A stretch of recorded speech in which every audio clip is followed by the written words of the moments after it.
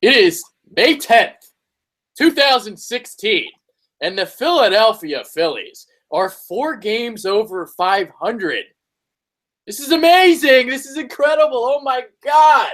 I know there's a lot of season left, but this baseball team right now, it's exciting to watch. Oh yeah, it is. Kyle Gaffner is here. I'm Adrian Bedque. We're talking Phillies today. Who would have thought we'd be talking Phillies in May? The season was supposed to be over already. I know, I love it. Baseball's finally back. We can get a little bit excited about our Phillies again. It's been a while, 2011, since we've been able to root for such this, great organization, and I'm happy, man. 18-14, I can't believe it. I did not see this happening at the beginning of the season. I thought maybe we'd have 18 wins towards August, maybe a little more, but I mean, it's special to watch, though. Yeah, what is it about this team? Why are they so fun to watch compared to like even the last couple of years? What is it about this team that's caught Philadelphia's eye, you think? I think it's just they got true grit, man. I mean, they're grinding through games. It's you see the young pitching starting to develop, and it's just fun to watch. The hitting is still anemic, but the young pitchers are starting to finally come into their own. It's the next era of Phillies baseball. Yeah, it's just think about this. This team was 0-4 to start the year, and they're 18-14 now. I mean, they were 0-4. The bullpen was blowing everything. We're playing the Cincinnati Reds, a team that was the second worst team in baseball last year. So this really has come out of nowhere. All this success, it's insane. It really is. It's carrying over from what we saw in spring training. Like, they were hot. They were one of the hottest teams in spring training. And then, it's like when the season started, they just completely cooled off. They were just doused with a bucket of water. But now I think they got the jitters going. The jitters are gone. And I think they're even excited and starting to believe in themselves a bit too. Yeah. So how legit do you think this team is? How long can they stay around the 500 mark, do you think? If they can keep going and stay above the 5, I'd still say a couple months, man. We might be seeing this all throughout the season. As long as that hitting starts to pick up, our starting pitching can take us. We're fine. That's interesting. That's interesting you say that, because I'm like waiting for that 10-game losing streak to come. I'm just waiting for it, and it just hasn't happened yet. But when you compare the Phillies to the other teams in the division, and you look at the run differential, I mean, I don't want to sound like I'm being a pessimist or I'm being a Debbie Downer or anything, but you look at some of this stuff. The Phillies right now, they're 11-3 in one-run games. Last year, 16-27 in one-run games. So you think the luck of that, might kind of change over time. You look at the run differential. The Phillies are -27. They are -27, and they're 4 games over 500. That is extraordinary. And I got this nugget for you. So only 26 of the 224 teams that finished April with a winning record since the 2000 season did so with a negative run differential. The Phillies, outscored by 97-80 in April, are one of 10 teams that finished with a double-digit negative run differential and a winning record. That's extraordinary. That is something, man. I mean, and just imagine what we could get going if we had some runs for these pitchers. I mean, sky would be the limit. We could even be a playoff team if we could produce some runs. Now, I'm not saying we are going to be a playoff team because, our young hitters are not even close to, becoming into their own. But when you were talking about last year when it was 16-27, the stat was, you look at those pitchers we had up, none of those guys should even be in the major leagues, though. These guys are legit. I mean, Aaron Nola, he was projected to be a third starting pitcher. I think he could be a number 1 or a solid 2. I mean, the kid is just he looks so good, and you can understand why they took him 7th overall last year.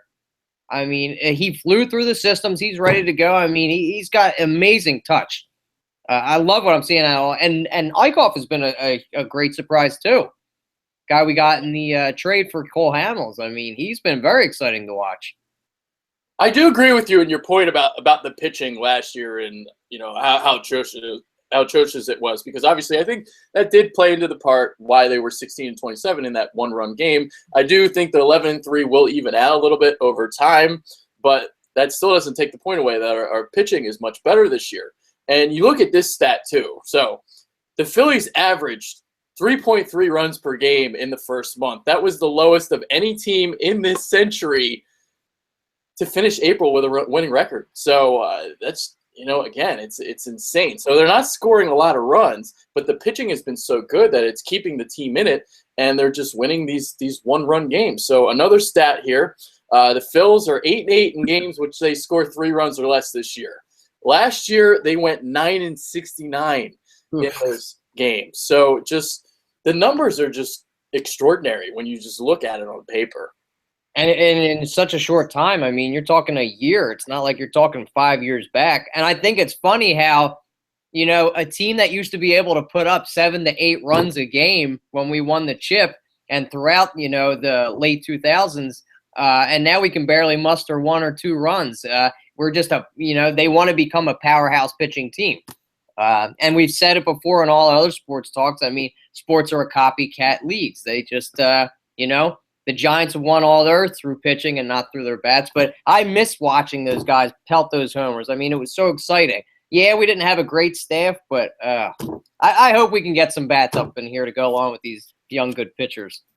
Yeah, it's amazing how our offense used to be, because it was like we'd put up crooked numbers, We would score maybe 7 runs in a game, but like 5 of them would come in an inning, because we would just go off on a pitcher or something. You just tee off, have that big crooked number. That's the way we used to play offense.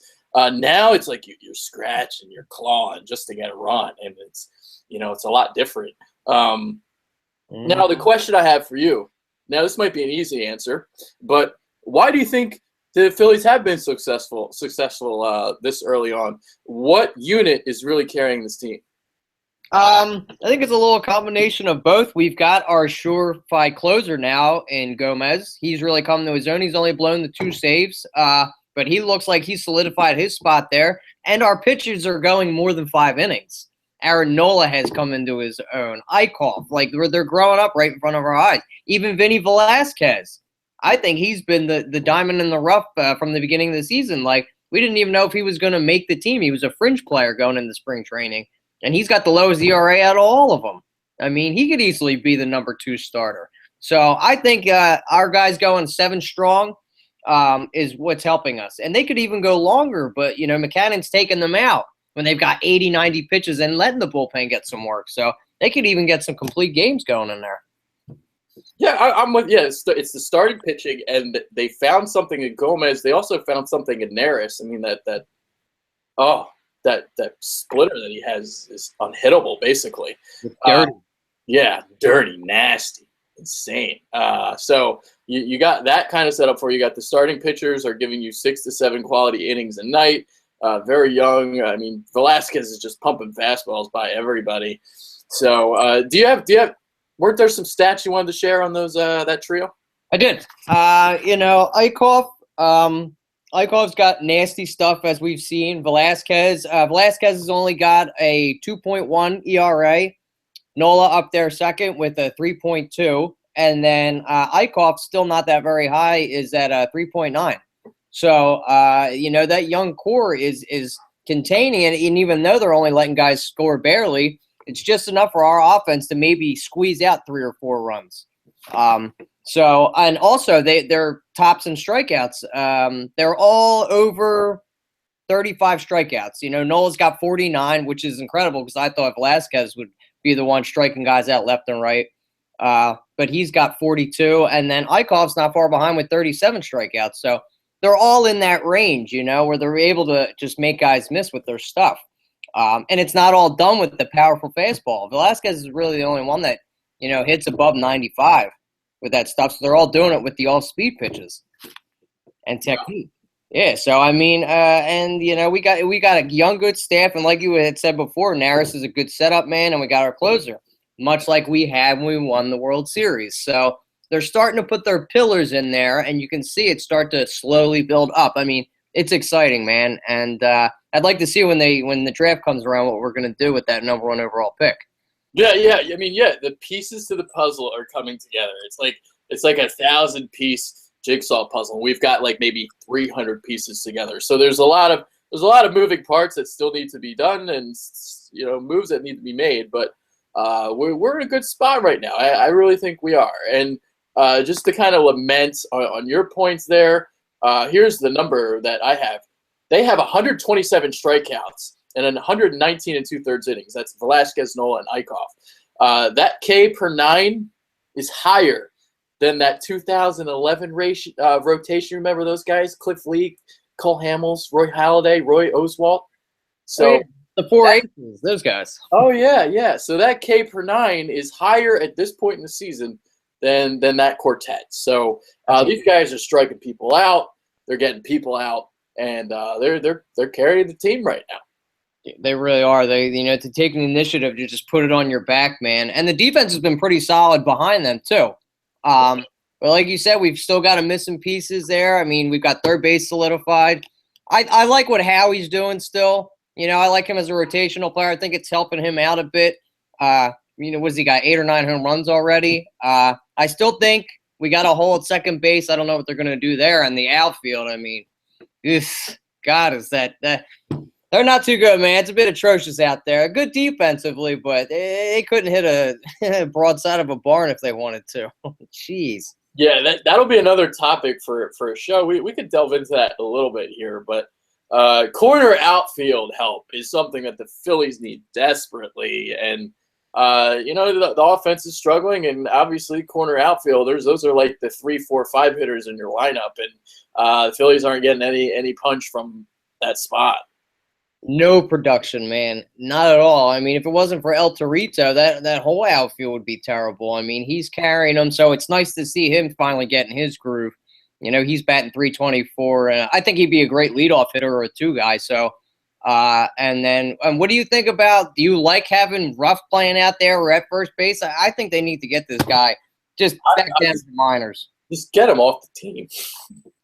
I agree, man. He's trash. He's rough. He's rough around the edges. He really is rough. He's brutal.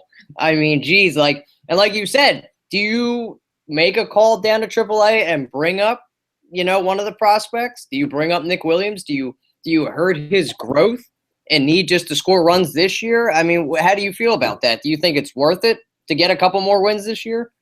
I do want these kids to get some playing time. I wait a little bit to call them up, though. Like maybe middle of the summer, maybe later in the summer. Not like right now, but just see how things go. I definitely think they should get some a little taste of the MLB level. I agree with you there, because I don't want to hurt his development either, unless he was literally lighting it up down there and batting .380 with a crazy sluggo, and he's just hitting everything left and right. But I mean, I don't think it's worth it just for a couple extra wins. But I mean, he looked great down in spring training, so he was facing MLB talent down there. So, and we got another guy down there in Cam Perkins too that could be brought up, and Tommy Josephs, man, how about him? The lone guy. I mean, wow, it's finally nice to see him starting to do some stuff too. But I mean, maybe he takes over for Howard in a platoon situation. So exciting, man! This team and all these prospects that are going to be coming up in the next couple of years, man. It's going to be awesome. Mm-hmm. Now let's talk about Michael Franco, because he's hitting just .239, 6 homers, 17 RBI. Do you think he might have – what are your thoughts on that? Do you think he might have been a little bit better at this point? Yeah, I mean, when the way he started off, I was like so impressed, man, because he was on fire in spring training, dude. He almost, tied a record down there for how many home runs he was hitting. He was like almost averaging one a game or almost 2 a game. So I was like, wow, he's finally coming to his own. He's ready. And then he carried it over into the season, and I'm like, oh, this is so great to see, man. Like, this guy's going to put the offense on his back, and he's going to carry the team, much like Howard did when he came up. But then he started to cool down a little bit. I'm not so much for average. I could care less about averages. Like if a guy batted 300, I'd be okay if he hit 280. But he's a very streaky hitter, as we've seen. I wouldn't worry about it. I think he's just in a funk. What are your concerns? Do you think he's that? Do you think he's that transitional player that's going to turn the organization around? Like, do you think he's a piece to build around in the infield? I definitely think he's a piece to build around. I think what we're seeing is just it's just a bad stretch. I think that's what it is. I mean, he's a very streaky player, as you said, because when he is hot, he can carry the team on his back. He did that kind of the first week of the year. He did it in Milwaukee. But when he's not going, I mean, this lineup is bad as it is. So when he's not going, this lineup is putrid. But he's a piece to build around. The thing I wanted to see with him, I wanted to see him get to like 30 homers this year. I wanted to see like 100 RBIs, maybe like hit 270-ish. And I wanted to see that. It's still possible. I think he could still possibly do it, especially like if he gets into one. And this happens to all great hitters. Yeah. You're getting a little bit of a slump. So I'm not too worried about it. But I think we will see about 25 to 100 RBIs out of this guy. And I meant to say transcendent player, not transitional. Transcendent player. Transcendent player. I think I know what you meant though, because I know you don't mean that Franco is a transitional player. Yeah, I meant transcendent. That was my bad, guys. I apologize. Got too excited talking about the Phillies, and it's motor mouth. Just keep going. But yeah, I think he's a transcendent player, and he's a piece to build around. If you got him, and then God, if JP turns out to be what he's supposed to be, that whole left side. I mean, his defense is incredible too, Franco. Yeah. Some of the plays he's made, he's been on top 10 Sports Center like 4 or 5 times this year. I mean, rocket of an arm. So, I mean, it's just exciting to see. And then the backstop, what's going to happen with Chooch this year? Because that's another thing I wonder. Because, that has a lot to do with the pitching staff too. And he's been, a great backstop for how many years? So, if we lose him, is that really going to hurt the pitching staff, do you think? That's a really, really good point, because he is one of the best, what they call it, game callers in baseball. And he's been kind of doing all right this year, Ruiz, I think. So how old is he now? He's got to be in the 30s. 37? He's up there. Yeah. So, I mean, obviously you're going to have Jorge Alfaro. You got, guys in the minors that are going to be coming up. But can they call a game like Chooch can? That's a good point you bring up there. Yeah, and I mean, Cameron Rupp's decent, but can he do what Chooch has done? I mean, he's a sure thing, wall of fame at our stadium. But the guy's a stud. I mean, it's just crazy how all our guys just aged like that over the past 10 years. It just flew. I can't believe they're that old. I remember seeing them getting called up. It's just crazy. And I think the Phillies have one of the best staffs to change these guys into transition, because Chooch was the second baseman. And they turned him in one of the best catchers. And look at El Torito, another shortstop. Transition him into So I think they know how to develop players. They got an eye for talent too. There you go. All right, let's talk about Odubel Herrera a little bit more. We referenced how he's hitting .324, but that on-base percentage is .445. He scored 20 runs. He's got 11 runs batted in. He's good enough in the field, considering he's a guy that started in the infield. Now he's in the outfield. This guy walks 18.2% of the time. So he's like always on base. This guy is incredible. I love watching him. He might be my favorite Philly right now. He's so fun to watch, man. He plays with, a lot of gumption, a lot of energy and fight. I love watching him play. He puts it out there all the time. But as you said, if he's not going to hit, he's going to walk. He's got a great eye. And he's got a little bit of a weird batting stance, but somehow he makes it work, man. He's got a little hitch to it, which can hurt you sometimes with the off-speed pitches, but the dude just knows how to get on base. And he was a Rule 5 draft. Like, what a find. Incredible. Like, what an eye for talent. That's how we built our World Series team. Rule 5 draft guys. Jason Worth, Shane Victorino. Yep. I mean, that's what I'm saying. The Phillies just have, just a great organization and an eye for talent. I wish we got Arbuckle back to get back to the great draft ways, but look what he did with the Royals. I mean, I wish we could get that guy back. I don't think he's coming back anytime soon, though. Ryan Howard, the big piece. We were talking about how Michael Franco's been in a slump. Well, it seems like Ryan Howard's been in a slump for the last 5 years. Yeah. 185, 7 homers, 19 RBIs, I believe he has. So, once again, 185. What happened to the big piece? The injuries. It was first with the knee injury, and then that Achilles just stuck a fork in him, man. That killed him. And I just think Father Time caught up with him all at the same time. It just, you saw such a great player crumble right before your eyes so fast. And I used to love Ryan Howard watching him play, man. He was such an exciting piece to watch. The way he belted homers out, I mean, you knew anytime he stepped up to the plate. But the dude just can't hit a breaking ball. I don't understand. If he knows it's coming, he still can't hit it. It's like you would think you would try to work on something like that. But I'm still happy with his production, minus the 185, and he was the fastest guy to 10,000 strikeouts. I mean, he seems like the fastest guy strikeouts with all the time. I mean, it's sad to watch, but I still like him for run production behind Mikel. Yeah. But we got to find that guy that's going to take his spot. Like, who's going to be that bridge piece? Because we got, two young first basemen that are very exciting to watch coming up in the minors, too, that we can talk about later on. But Ruff is just not cutting it. Like, we got to get somebody out there when Howard can't hit the lefties. So it's a shame, man. How do you feel about it? Well, Howard's demise is the whole reason why the Phillies' demise started in the first place. Because, if you remember how just productive his Septembers were when the Phillies were coming back and coming back in the NL East and winning division titles, it was because of Ryan Howard. He put the team on his back.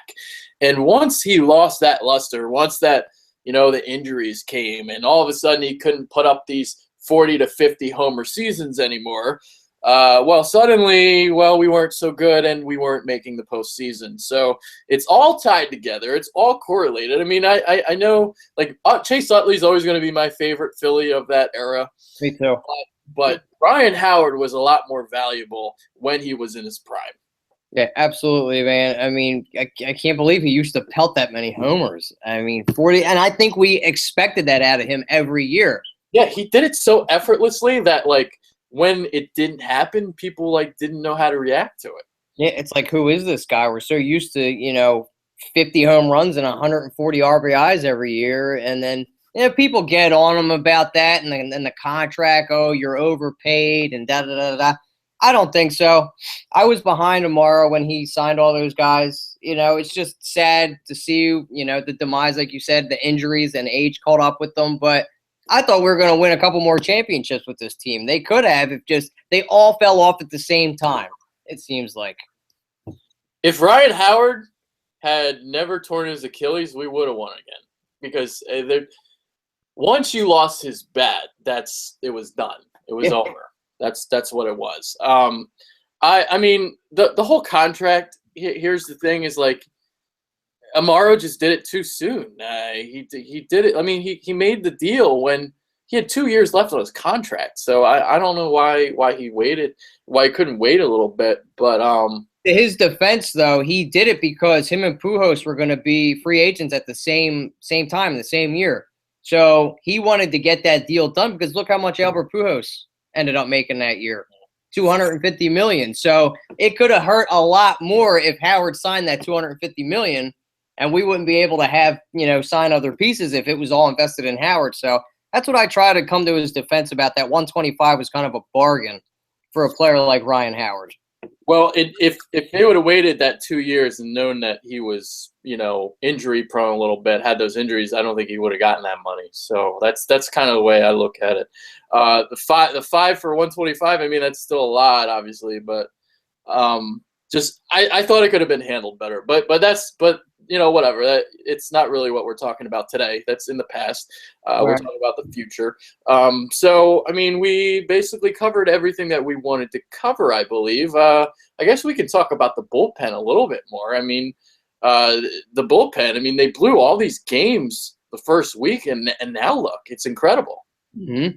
Yeah, I was a little skeptical about the guys coming in because it was kind of like musical chairs. Who's going to be what? Who's our closer? We got rid of Ken Giles in the trade, so we didn't have a surefire, definition of who's going to be where. But Hector Neris and Genmar Gomez just, stepped up to the plate, and they've been handling their own. And like we said before, if our guys can go them strong 7 innings, which they easily can, as we've seen, I think we have 2 pieces to keep in the bullpen because you can never have enough pitching. in Yep. my opinion. And you need a bullpen to win a championship, ergo all these teams that have won, and especially the Kansas City Royals, who have the best pen in the league. So you get away with it, even if you don't have a strong staff. So I would like to see them focus a little bit more on the pen, but those two are solid. What do you feel? Do you feel like we need another long man? That's why I feel like we could use a guy like that. You could always use bullpen help, I think. But what's interesting is the John Mar Gomez thing, because you're seeing more of this, like teams taking starters and turning them into closers, and we saw it with Kansas City. Wade Davis, he was a starter for Tampa Bay. Zach Britton was a starter for Baltimore. Brian Mattis was a starter for Baltimore. You're seeing a lot more of this. Andrew Miller was a former starter. Now he's a dominant reliever. So, I mean, Gomez, his stuff isn't as electric as those guys. He's more of like a ground ball pitcher. But you're seeing a lot more of this in baseball. Starters who don't really pan out per se, so they turn them into relievers and they dominate. So Wade Davis was like the one guy who was actually a pretty decent starter, but all these other guys, they were disappointing. But once they were relievers, they dominated. And that's good, that's got to be uplifting for some pitchers. Say maybe like a Mark Appel, who was the number 1 overall pick. Who knows if he's ever going to pan out, but he could turn into a dominant, player like that. It's not the same as a positional player. If you're a dud, man, you really got nothing to fall back on. There's not another place you could go to do anything. But you can't solely get a job off your defense. But that's great. I know Hector Neris was a starter too, but look at Wade Davis. He's the best closer in the game. Yep. So, you definitely need bullpen help nowadays, and I'd still like them to amp up on there. I think that's one of our weaker positions, even though we have these guys stepping up, because they looked a little shaky in spring training. Let me tell you, that was a glaring need in spring training. Those two guys looked awful, but look at them now, man. I hope they can carry it over and keep winning us some games. Yeah, I mean, like I said, you can never use enough bullpen help, because you look at Gomez. The thing about relievers are, I don't think I've seen another position in any sport that can change from year to year like a reliever. Like, you can be lights out one year, but then the next year you're just awful and terrible and fall off the cliff. Remember Brad Lidge, like 2008, the difference between 2008 and 2009? 2009, he was struggling and couldn't get any saves. But 2008, he was unhittable. Lights out. Yeah, so you can never get enough relievers. Yeah, that's true. And I think it's all pitching is a mental game. And I think this stuff gets in their heads, and baseball players are superstitious. So, once they get in a funk, it's hard for them to get out. But you're absolutely right. And barring injury too, that's the most prime position to have tons of injuries with your arms and stuff. Tommy John surgery, you're going to come back as electric as you were. So, like you say, you can never have enough arms. So keep loading them up, Phils. I want to keep seeing pumping them out. There it is.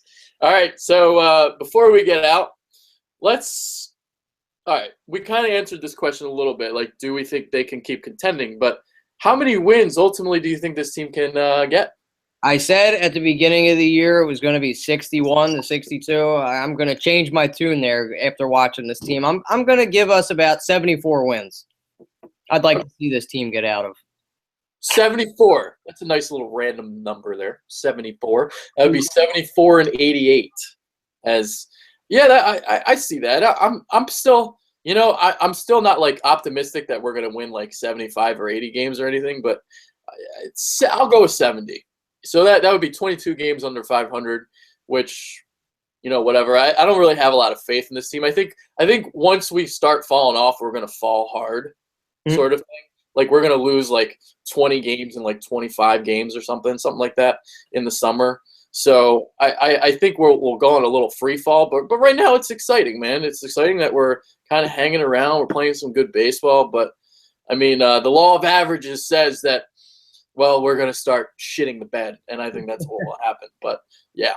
If we don't, man, I mean, it doesn't look like we're trying to play for that first overall pick again. So, I mean, I'd like to have some Philly faithful hope. So, but you never know. You can get in a huge slump, and we're always a second half team anyway. So we have been over the years. So I'm going to have some faith. I'm hoping for some 72 win baseball. I'll be content with that. Yeah. Well, I mean, hey, I said 70, you said 74, so we're not like that far apart. Yeah, true. But from what we expected to that, I mean, that's taking a playoff berth for us. I was thinking, before the year, man, 60 to 65 wins, and now we were looking at 70. So, that's awesome. We need a team to root for in Philadelphia, guys. I mean, help us out. Come on. We need something. Oh, man. All right. There it is. For Kyle Gaffner, I'm Adrian Fecchio. Thank you guys for tuning in. Next week, we'll do something on the rotation. Well, we'll delve into the rotation a little bit further. But for today, it's about this team and why it's been so surprising. Can they hang on? Can they keep doing it? We shall find out in the next couple months. All right. And then we could touch on some prospects about coming up and see if they could make the change to add to the team as well. So stay tuned, guys. Oh, so there it is. My light just went off in my room. I have no idea why. That's why I'm dark. But, we're ending the show anyway now. So for Kyle Gaffner, I'm Adrian Fecchio. I just went and blacked out. Later. Peace. Peace.